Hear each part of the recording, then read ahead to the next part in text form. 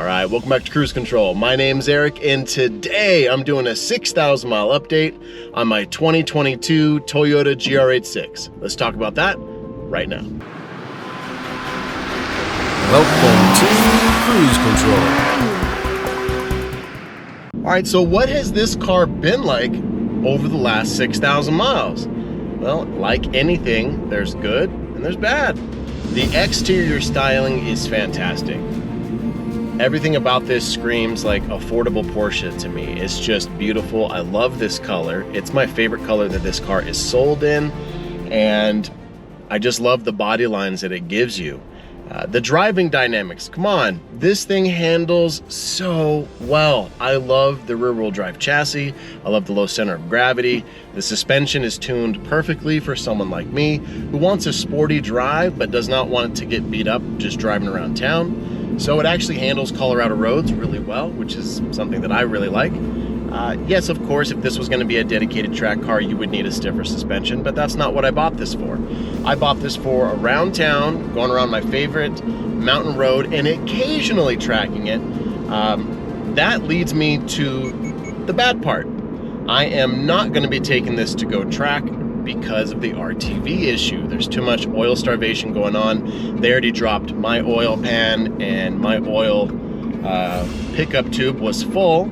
And then there's a lot of people that will drop the pan 5,000 miles later after it was cleaned out, and it's full again because there's RTV coming from other areas of the engine. And so it concerns me to take this out on the track when that's an issue, because I don't want to starve this engine with oil. So I don't even really accelerate that hard in this anymore, just because I'm scared of that issue, and seeing how Toyota and Subaru just want to point fingers at each other instead of coming up with a solution. That's its biggest drawback. The interior, I wouldn't say is a drawback.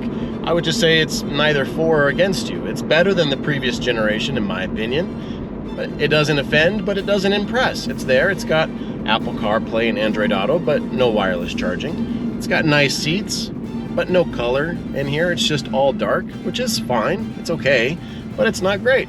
So I've added a few different splashes of color.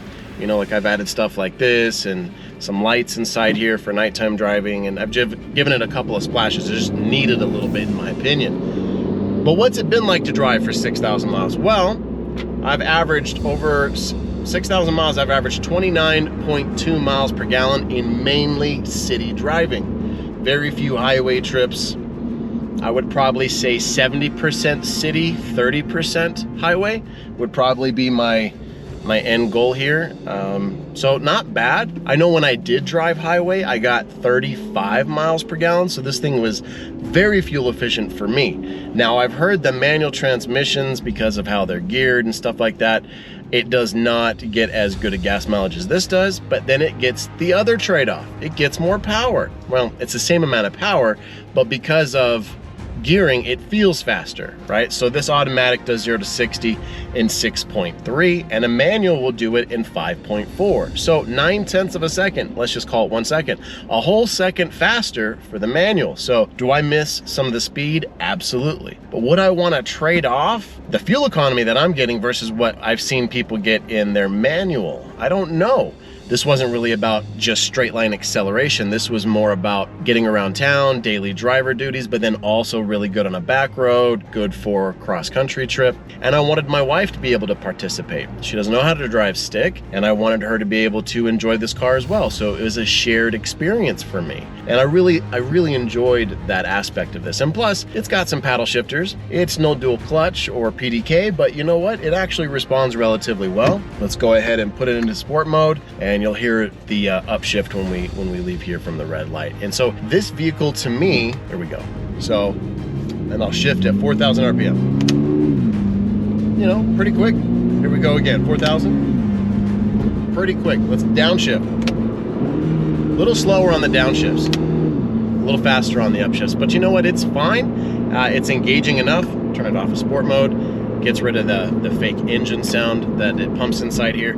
Initially, I thought the fake engine sound was really going to bug me, but because of the exhaust being so quiet, you don't hear any of its exhaust inside the cabin. I appreciate the fake noise generator because there's no real sound of this car. And I'm sure that's for emissions and all those types of things, but let's put the sport mode.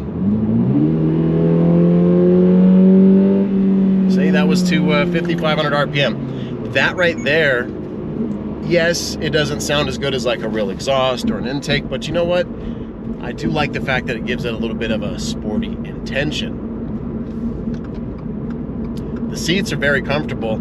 I got to do a very long drive all the way from Iowa to Colorado, and I drove straight through. And you know what? I was comfortable, and I'm someone with a picky back, let's just say that.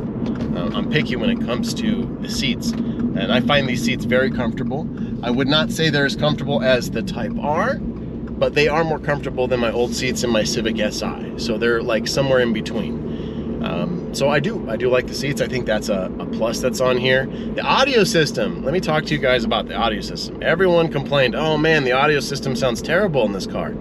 Well, out of the factory, sure, but when you tune it and it gives you a bunch of different options, I was actually able to create some pretty good sound out of this thing. Is it the best sound system in the world? No, absolutely not. It's not as bad as what everyone says it is.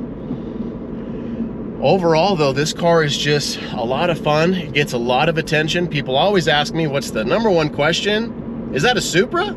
No. This is Supra's baby brother, built by a different company. The Supra was co-developed with BMW, and this was co-developed with Subaru. Both of those have their strengths and minuses when it comes to build quality and finger pointing from the different dealerships, which is something that I've learned that has become my most aggravating part of this vehicle. The remote stopped working on me. I went for a nice drive up the Colorado mountain roads, and the car wouldn't start. So, unfortunately, Toyota just blamed Subaru. That was the first thing they did. Oh yeah, it's a terrible Subaru remote. Subaru's fault. I'm like, well, you own 20% of Subaru, and you partnered with Subaru again. So, on this project, because the 86 was developed before, like 10 years ago. So this is the 2nd generation. So for you to still be pointing fingers at someone else that A, you own part of the company, and B, you decided to partner with them. So suck it up, Buttercup. You can't do that. That's a bad customer service. And that's gonna lead me to my next video. And that's gonna be talking about why am I getting rid of this beautiful car. All right, so for all of you guys that want to know questions, drop them down below. My name's Eric. This is Cruise Control. This has been my 6,000 mile update, and I will catch you guys in the next one. Remember, just drive.